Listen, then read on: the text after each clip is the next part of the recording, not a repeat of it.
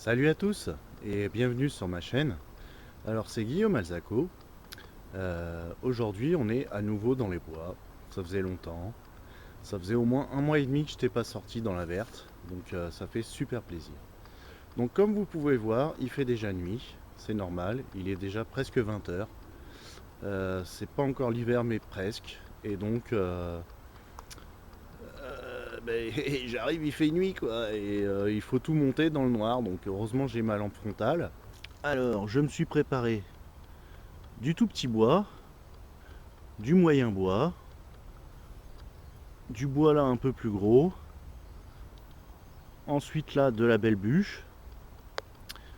J'ai dégagé le sol donc avec les pieds, hein. Il n'y a plus que la terre, j'ai enlevé toutes les feuilles mortes, les racines, tout ce qu'il pouvait y avoir au sol. J'ai mis du bois mort bien sec et je vais allumer mon feu là-dessus, donc je vais utiliser l'écorce de bouleau et le fire steel. Voilà, donc c'est pas... je vais pas insister pendant une heure avec le feu, hein. Mais bon, c'était pour vous montrer, j'ai tout préparé. Ça m'a pris quand même une bonne heure pour installer le hamac et faire le coin-feu. Donc on va l'allumer et après on va pouvoir, je vais pouvoir vous parler un peu plus.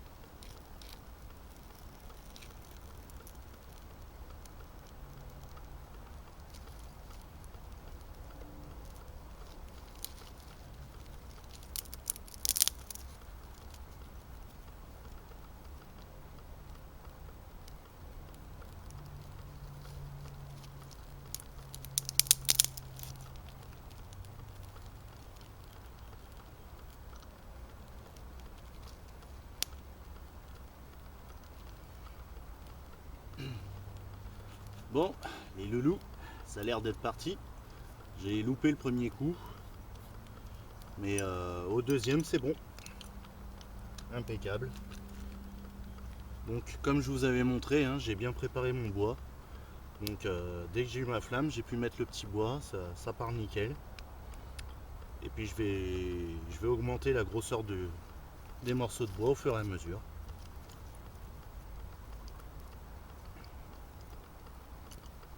Toujours faire attention à pas étouffer son feu, hein. Vous voyez, je tasse pas.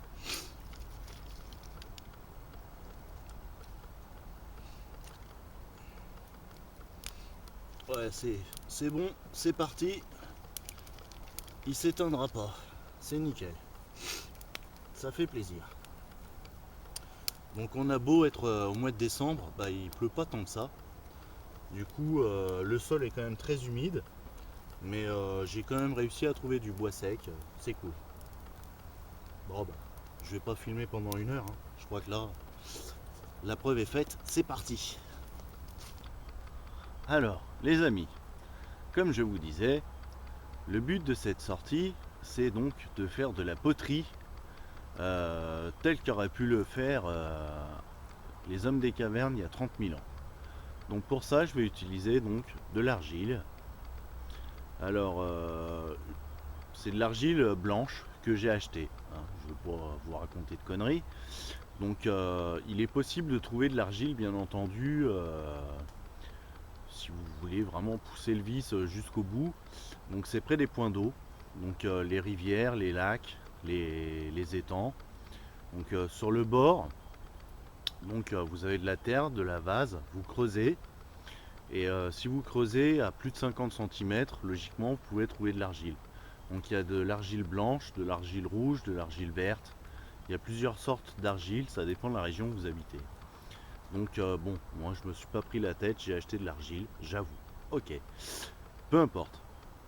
Donc le but, c'est de faire de la poterie, donc de la terre cuite à base d'argile, tel qu'auraient pu le faire nos ancêtres il y a 30 000 ans.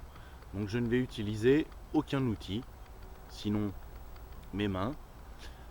Et je ne vais pas utiliser non plus de tour, donc ni manuel ni électrique.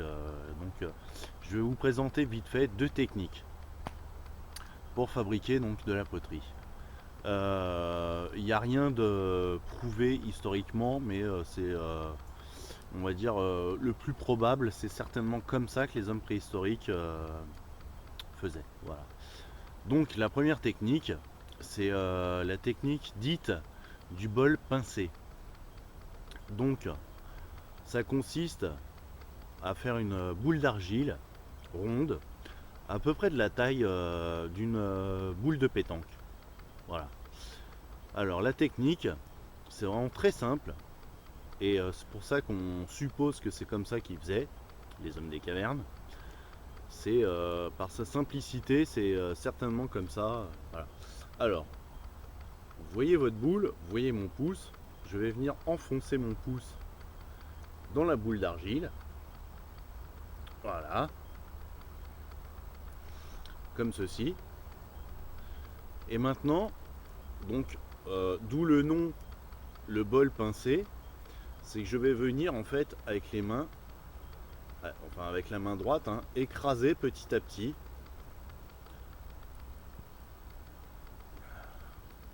Je vais écraser l'argile entre, en fait, entre mes doigts et le pouce, de façon à élargir le trou. Vous voyez?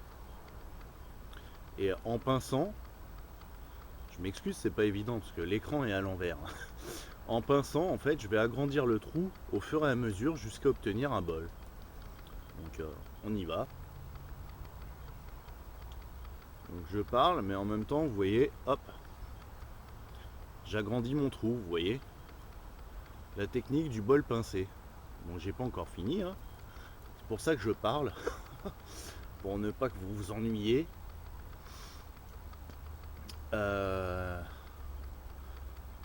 Ouais, je sais plus quoi dire. Je préfère me taire plutôt que de dire des conneries. Donc, vous voyez, on pince avec les 4 doigts et le pouce. Et on tourne à chaque fois. On pince, on tourne, on pince, on tourne. Et on vient élargir le bol tout en l'affinant.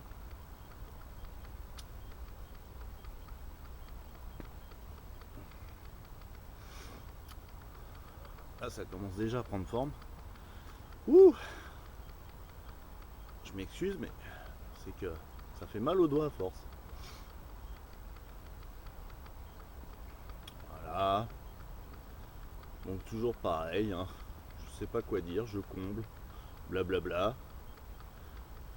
Donc je pince, je tourne, je pince, je tourne. Allez. Voilà. C'est quand même joli, hein. Donc je regarde sur le caméscope, ça fait 5 minutes. 5 minutes que je parle. Voilà, en 5 minutes. Regardez un peu. Donc il n'est pas du tout fini, hein. C'est juste pour vous montrer le principe. Vous voyez, voilà. C'est parfaitement symétrique. C'est bien profond. De côté, ça donne ça. Donc en fait, là il faut continuer à le pincer de façon à le creuser. Donc en fait, en le creusant, il va augmenter en longueur et en largeur. Donc on va vraiment obtenir un bol bien fin, bien large, bien haut. Et puis après, en fait, en mouillant nos doigts, on va venir lisser les côtés pour le rendre joli. Donc ça, c'était la première technique, donc dite du bol pincé. Voilà. Donc je pense que vous avez saisi la technique. Je vais pas le faire pendant une demi-heure parce que sinon la vidéo va durer 1 heure, ça va pas être possible. Voilà. Je pense que déjà c'est joli, vous voyez, c'est vraiment symétrique. Fait donc juste avec les doigts. Donc maintenant je vais vous montrer la deuxième méthode.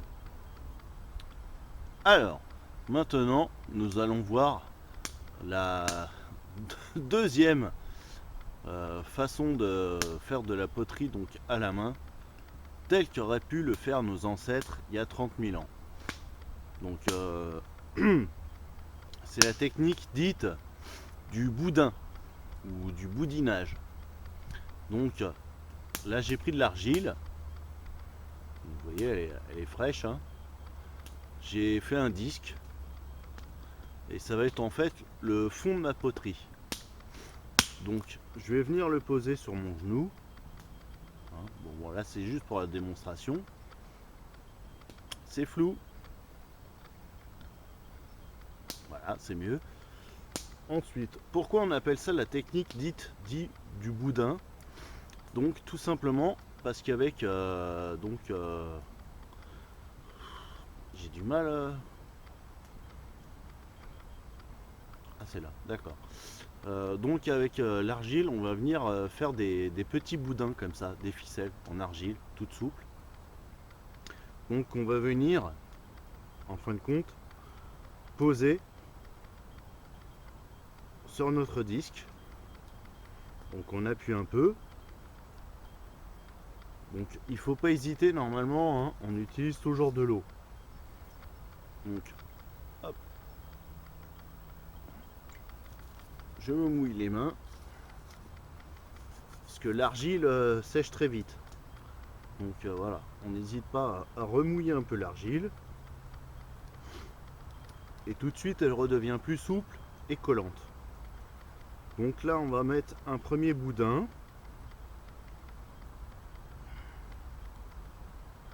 Comme ça. Voilà. Ensuite on va prendre un deuxième boudin. Donc je vais me remouiller les mains.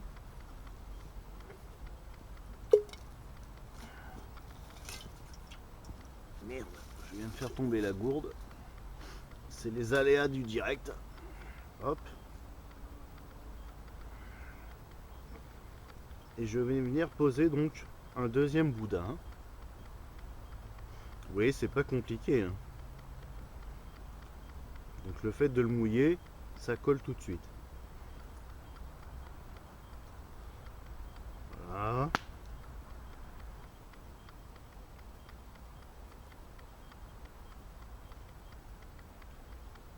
On recolle. Voilà.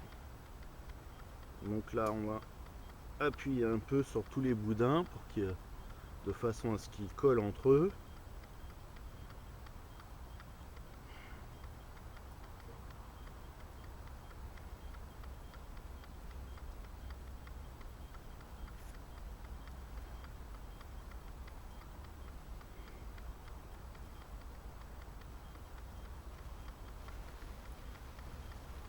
Voilà. Donc on obtient ça. Ok, voilà. Donc vous voyez le fond du bol, le dessous. Donc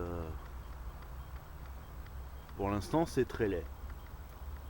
Maintenant, bien entendu, donc vous voyez la taille de ma main. Donc déjà ça fait un petit bol, un petit récipient. C'est qu'un exemple, hein. Je vais venir me remouiller les mains. Encore une fois, quand on travaille l'argile, hein, il faut de l'eau. Voilà. Et maintenant, hop, je vais essayer de le faire devant vous. En me mouillant les mains et en frottant, je vais essayer de solidariser les 4 boudins.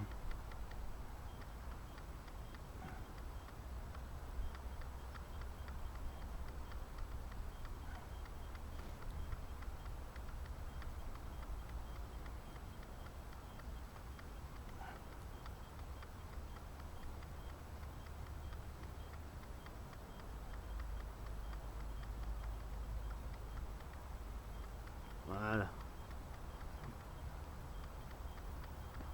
Donc, vous voyez, donc on se mouille les doigts, hein, et on vient frotter de façon en fait à ce que pour que les boudins se collent bien les uns les autres et faire une paroi bien lisse. Donc je vais pas vous montrer ça parce que ça prend du temps. Voilà. Vous avez l'exemple donc. Vous voyez quand même la forme qu'il a. C'est plutôt sympathique, hein, ça a un bon volume. Et après en frottant avec les mains mouillées, vous venez le lisser pour que les boudins adhèrent, collent bien et que ce soit bien, que ce soit joli. Voilà. Donc, je vous ai montré deux techniques de modelage donc pour la poterie. Maintenant, il faut savoir que c'est de l'argile. Là, elle est humide. On ne peut pas la cuire tout de suite. Il va falloir la faire sécher à l'air libre pendant minimum 5 jours, de façon en fait à ce que l'eau qui est dans l'argile s'évapore, hein, en séchant. Parce que si vous mettez ça dans le four, ce qui va se passer en fait, l'argile cuit à peu près à une température de 1000 degrés. Donc si vous mettez l'argile telle qu'elle, là, ce bol là, si vous le mettez dans le four à 1000 degrés, ce qui va se passer, c'est qu'en fait l'eau que contient l'argile va se mettre comment dire, à faire de la vapeur. Donc à plus de 100 degrés, ça fait de la vapeur, hein, tout le monde le sait. Donc 1000 degrés, imaginez un peu, c'est encore pire. Et du coup, ça va ou fêler ou carrément éclater. Donc ça va casser. Donc votre poterie sera foutue. Donc c'est pour ça qu'il faut la faire sécher pendant 5 jours minimum, voire une semaine. Et une fois qu'elle est bien sèche, que toute l'eau se sera évaporée, là on pourra la mettre au four. Donc moi je ne vais pas utiliser de four. Et donc je vous ai montré donc les deux techniques pour faire du modelage, on va dire à la primitive. J'avais prévu le coup, donc j'avais déjà fait il y a une semaine chez moi les deux mêmes poteries, exactement les mêmes, et qui ont séché donc une semaine. Je vais vous les montrer tout de suite, et on va pouvoir après les mettre à cuire donc au feu de bois. Vous voyez qu'elles ont la même taille et la même hauteur. C'est exactement la même que je viens de faire devant vous, sauf que celle-ci a séché pendant une semaine. Donc voilà, celle-ci je vais pouvoir la mettre dans le feu de bois. On va essayer de faire donc de la terre cuite au feu de bois. La première que je vous avais montré, c'était donc la technique dite du bol pincé. Donc voici le résultat, celle que j'avais fait chez moi. Donc ce que je vous ai montré tout à l'heure, hein, le bol pincé, la boule de pétanque, le pouce, on aplatit, on écarte, donc ça donne ça. Et ça fait une semaine qu'elle sèche chez moi. Voilà. Donc on a ces deux poteries. Voilà.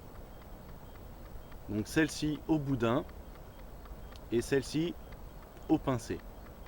Et donc c'est ces deux poteries là que je vais mettre dans les braises au feu de bois. Et je sais pas si vous voyez, ça fume carrément.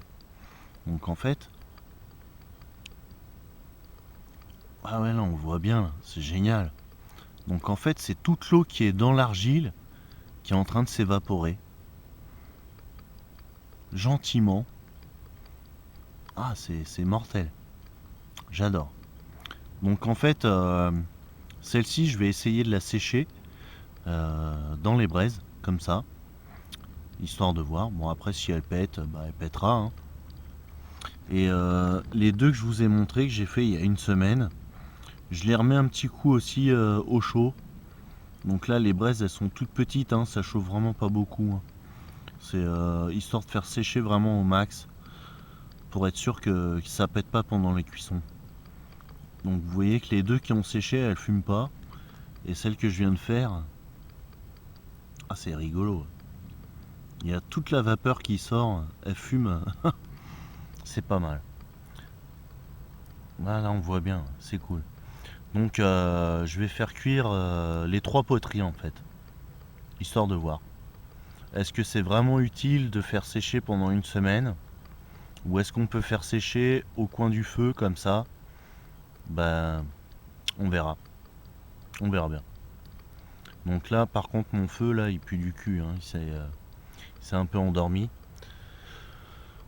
J'ai pris l'apéro, puis j'ai fait les 2 vidéos, hein, j'ai potelé, j'ai modelé les 2 poteries devant vous. Et du coup il s'est bien passé 1 heure et le feu s'est éteint. Donc là je laisse sécher ces poteries. Et puis quand elles seront quand elles seront bien sèches, je vais refoutre du bois à mort. Donc je l'avais dit en tout début de vidéo, il faut que j'atteigne les 1000 degrés. L'argile doit cuire à 1000 degrés pour obtenir de la terre cuite. Donc c'est pas gagné, mais on va essayer. Bon les amis, les 2 poteries que j'avais fait sécher pendant une semaine, comme je vous disais, il faut les faire sécher, sinon l'eau elle chauffe, ça fait de la vapeur et ça fissure et ça pète. Bon apparemment je les ai pas fait sécher assez longtemps. Voilà. Il y en a une des 2 qui a éclaté. Ça fait paf carrément ouais, un grand paf dans le feu, ça a explosé. Et puis voilà. Donc beaucoup de temps de passé pour que dalle. Ça fait mal au cœur. Mais bon, voilà. En poterie, j'y connais que dalle, hein, donc j'apprends. Donc là, ok, il faut respecter donc le temps de séchage avant de mettre au four. Donc là, c'est d'autres poteries. J'en avais fait plusieurs. Oui, j'étais prévoyant. Je savais que ça allait péter. Donc ce coup-ci, je les ai éloignés du feu et je les laisse sécher très très très très gentiment, très très très lentement. Et on va bien voir ce que ça donne. Donc une fois qu'elles seront bien sèches, je les mettrai dans le feu pour essayer de les cuire. Mais là, je sais pas. Après plus d'1 heure et demie de cuisson, je pensais que c'était bon et que j'avais réussi. Et au final, elle m'a explosé à la gueule. Voilà, elle est là-bas. Et quand je dis exploser à la gueule, c'est pas... je n'exagère pas. Vous voyez, il y a des... Voilà, vous voyez, il y a des morceaux partout. J'en ai pris plein la tronche. Elle m'a carrément explosé à la gueule. Voilà. Donc c'était la 4e. Donc je ne sais pas pourquoi. Donc s'il y a des gens qui sont habitués à faire de la poterie ou de la terre cuite, j'aimerais bien qu'on me dise où est mon erreur. Parce que là du coup, elles avaient séché pendant une semaine. Je les ai mis sur le bord du feu pour qu'elles puissent se chauffer tranquillement et puis pour pouvoir évaporer un maximum d'eau. Et une fois qu'elles étaient bien chaudes, je les ai mis dans le feu. Et à chaque fois c'était pareil. Dès que je les mettais dans les braises, ça m'éclatait à la gueule.